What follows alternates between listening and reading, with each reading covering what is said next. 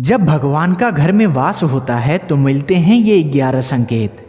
दोस्तों, अगर हर सुबह आपको ये संकेत मिलते हैं तो आप समझ लें कि आपके घर में ईश्वर का वास हो चुका है।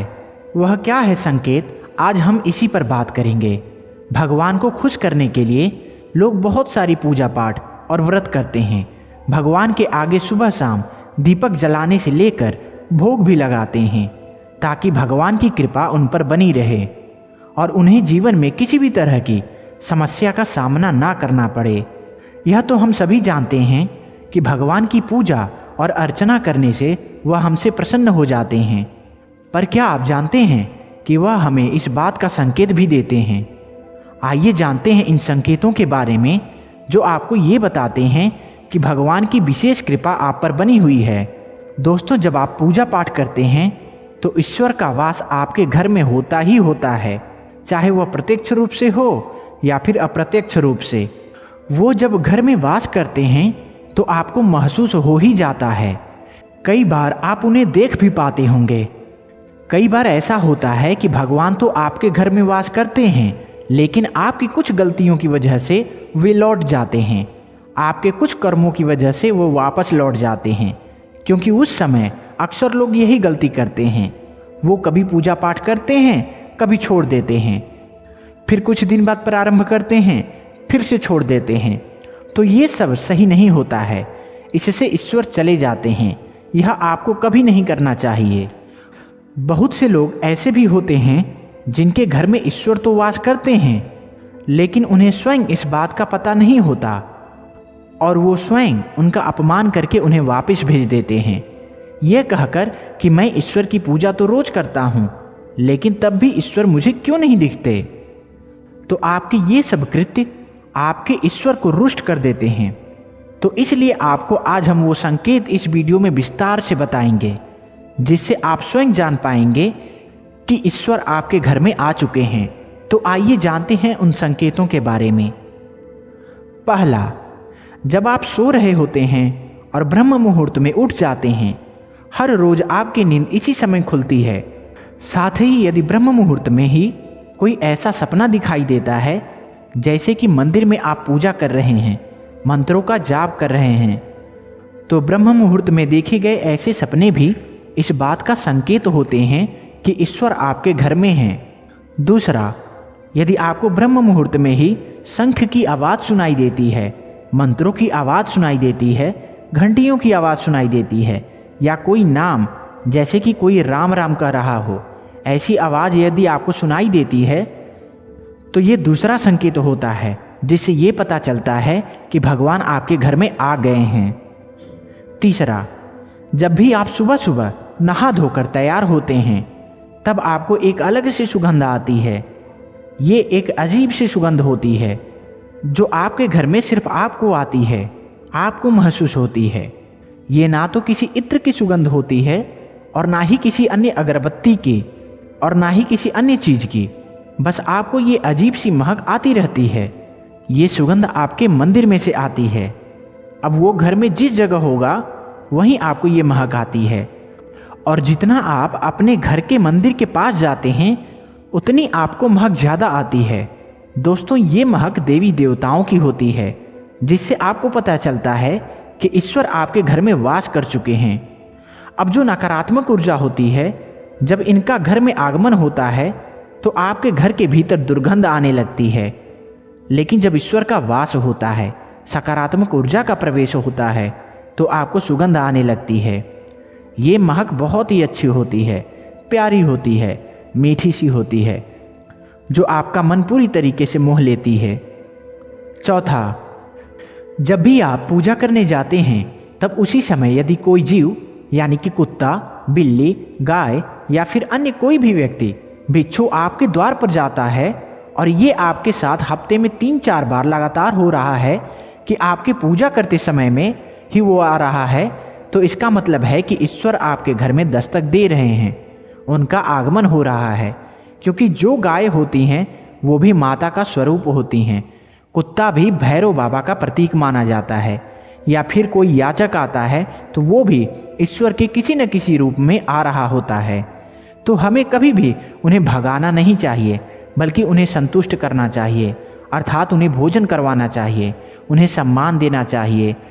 पैसे का या अन्य किसी चीज़ का दान करना अलग बात है, लेकिन सबसे बड़ा दान भोजन और पानी का माना जाता है।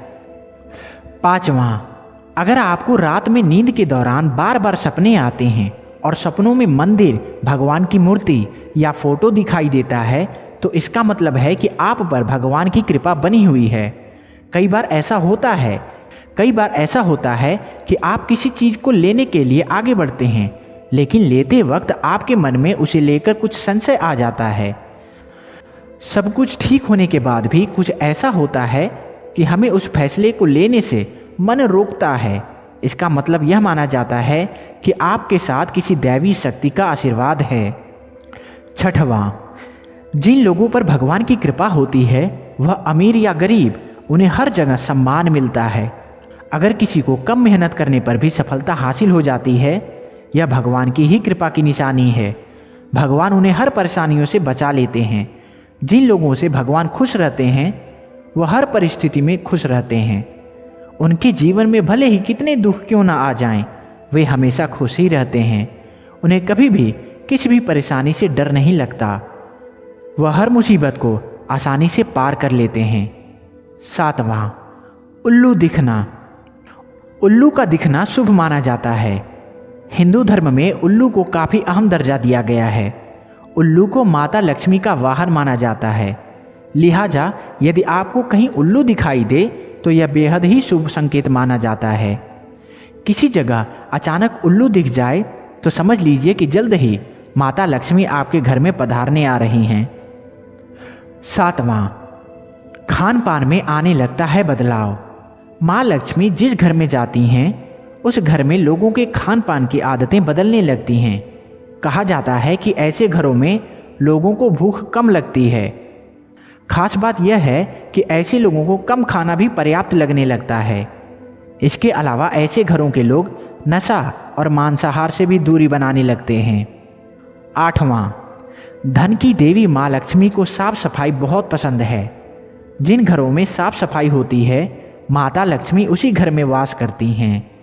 इसके अलावा माँ लक्ष्मी को सफाई में इस्तेमाल की जाने वाली झाड़ू भी बहुत प्रिय होता है।